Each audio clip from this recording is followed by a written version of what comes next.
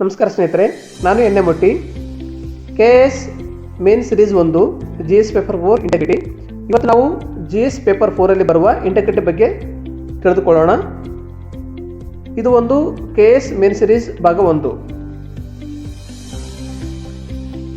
Definition of integrity: being honest and showing a consistent and uncompromising adherence to strong and ethical principles. ಇದು ಒಂದು integrity ಡೆಫಿನಿಷನು. ಇದರಲ್ಲಿ ಏನಾಗುತ್ತೆ ಅಂದರೆ quality of being honest ಅಂದರೆ ಇದು ಏನಾಗುತ್ತೆ ಅಂದರೆ the quality of being honest and consistent. ನಾವು ಆನೆಸ್ಟ್ ಅಂದರೆ ಡೈಲಿ ಒಂದು ಆನೆಸ್ಟ್ ಆಗಿರಬೇಕು, ಕನ್ಸಿಸ್ಟೆಂಟ್ ಆಗಿ ಆನೆಸ್ಟ್ ಆಗಿರಬೇಕು, ಮತ್ತು uncompromising adherence to the strong and ethical principle. ಯಾವುದೇ ಕಾರಣಕ್ಕೂ ನಾವು ಒಂದು ಎಥಿಕಲ್ ಪ್ರಿನ್ಸಿಪಲ್ಗೆ ಒಂದು ಏನಂತಾರೆ ಹಿಂದೆ ಹಾಕಬಾರ್ದು. ಇದು ಒಂದು ಇಂಟೆಗ್ರಿಟಿ ಡೆಫಿನೇಷನ್ಸು. ನೋಲನ್ ಕಮಿಟಿ ಏನು ಹೇಳುತ್ತೆ ಅಂದರೆ integrity means putting public duty above the personal interest. ನಮ್ಮ ಪರ್ಸನಲ್ ಇಂಟ್ರೆಸ್ಟ್ ಬಿಟ್ಟು ನಾವು ಒಂದು ಪಬ್ಲಿಕ್ ಡ್ಯೂಟಿಯನ್ನು ಮಾಡ್ತೀವಲ್ಲ, ಅದನ್ನು ನಾವು ಇಂಟೆಗ್ರಿಟಿ ಅಂತ ಕರಿತೀವಿ. Next integrity in civil services, ethical conduct in decision making, transparency and accountability, public trust, then non partisanship. ಹೇಗೆ ನಮ್ಮ ಇಂಟೆಗ್ರಿಟಿ ಒಂದು ಸಿವಿಲ್ ಸರ್ವಿಸಲ್ಲಿ ಹೆಲ್ಪ್ ಮಾಡುತ್ತೆ ಅಂತಂದರೆ ethical conduct in decision making ಅಂದರೆ ನಾವು ಯಾವುದೋ ಒಂದು ಸಿವಿಲ್ ಸರ್ವೆಂಟ್ ಡಿಸಿಷನ್ ತಗೋವಾಗ ಆ ಡಿಸಿಷನ್ ಫೇರ್ ಆಗಿರುತ್ತೆ, ಅಬ್ಜೆಕ್ಟಿವ್ ಆಗಿರುತ್ತೆ ಮತ್ತು ಜಸ್ಟಿಸ್ ಆಗಿರುತ್ತೆ.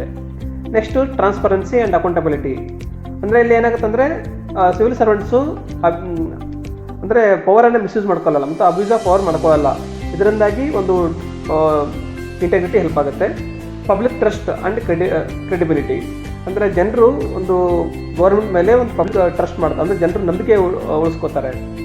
ಮತ್ತು non partisanship, civil servant should remain neutral ಅಂದರೆ ಸಿವಿಲ್ ಸರ್ವೆಂಟ್ ಯಾವತ್ತು ಒಂದು ಪರ್ಟಿಕ್ಯುಲರ್ ನ್ಯೂಟ್ರಲ್ ಆಗಿರಬೇಕು ಮತ್ತು ಈ should uphold the constitution values, constitution ವ್ಯಾಲ್ಯೂವನ್ನು ಎತ್ತಿಡಬೇಕು. Next challenges to integrity in governance. ಒಂದನೇದು corruption and bribery, political pressure, weak legal framework and lack of ethical leadership. Corruption and bribery, so officially misusing power for personal gain.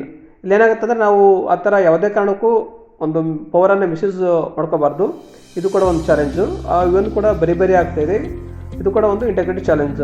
Political pressure, politicians influencing bureaucrats for personal interest. Usually politicians ಏನು ಮಾಡ್ತಾರೆ, ತಮ್ಮ ಬೇಕಾದಕ್ಕೋಸ್ಕರ ಒಂದು influence ಹಾಕಿ ತಮ್ಮ ಬೇಕಾದ ಕೆಲಸ ಮಾಡಿಸ್ಕೋತಾರೆ. ಇದು ಕೂಡ ಒಂದು ಚಾಲೆಂಜು.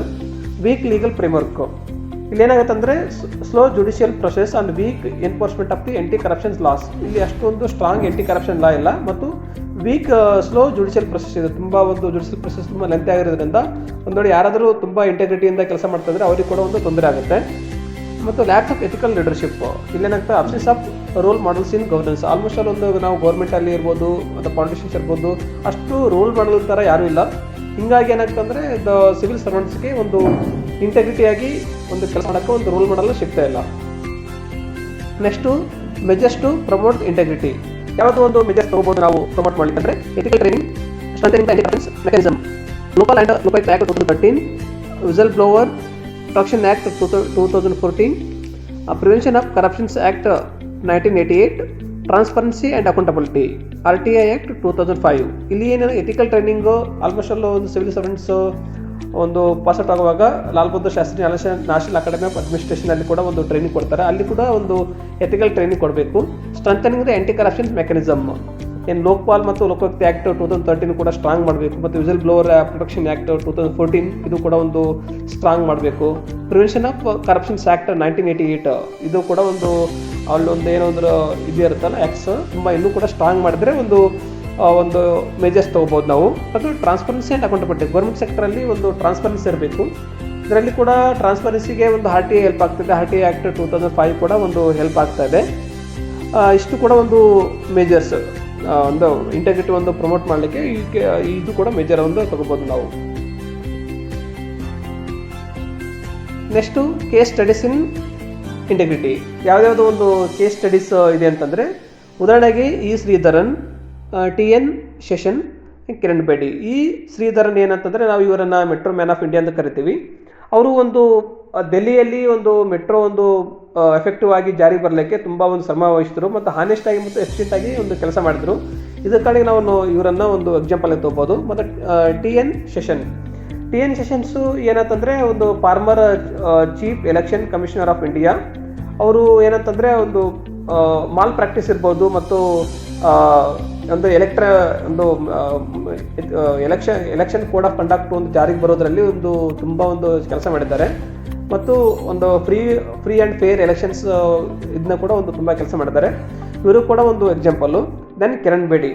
ಸೊ ನಮಗೆಲ್ಲರಿಗೂ ಗೊತ್ತು, Kiran Bedi is previous former IPS officer. ಇವರು ಒಂದು ತಿಹಾರ್ ಜೈಲನ್ನು ರಿಫಾರ್ಮ್ ಮಾಡಲಿಕ್ಕೆ ತುಂಬ ಕೆಲಸ ಮಾಡಿದರು. ಇದು ಕೂಡ ಅಂದರೆ ಇಂಟೆಗ್ರಿಟಿಯಾಗಿ ಕೆಲಸ ಮಾಡಿದರು. ಇದು ಕೂಡ ನಾವು ಕೇಸ್ ಸ್ಟಡಿಯಾಗಿ ಒಂದು ಎಕ್ಸಾಂಪಲ್ ತೊಗೋಬೋದು. ನೆಕ್ಸ್ಟು ಇಂಪಾರ್ಟೆನ್ಸ್, ಅಂದರೆ ಇಲ್ಲಿ ಹೇಗೆ ಅದು ಇಂಪಾರ್ಟೆನ್ಸ್ ಆಗುತ್ತೆ, ಸಿವಿಲ್ ಸರ್ವೆಂಟ್ಸ್ ಇಂಟೆಗ್ರಿಟಿ ಹೇಗೆ ಇಂಪಾರ್ಟೆನ್ಸ್ ಆಗುತ್ತೆ ಅಂತಂದರೆ ಗುಡ್ ಗವರ್ನೆನ್ಸ್. ಯಾವುದೇ ಒಂದು ಕಾರಣಕ್ಕೂ ನಾವು ಗುಡ್ ಗವರ್ನೆನ್ಸ್ ಆಗಬೇಕಂತಂದರೆ ಆ ಪರ್ಸನ್ಸ್ ಸಿವಿಲ್ ಸರ್ವೆಂಟ್ಸ್ ಇಂಟೆಗ್ರಿಟಿ ಆಗಿರಬೇಕು.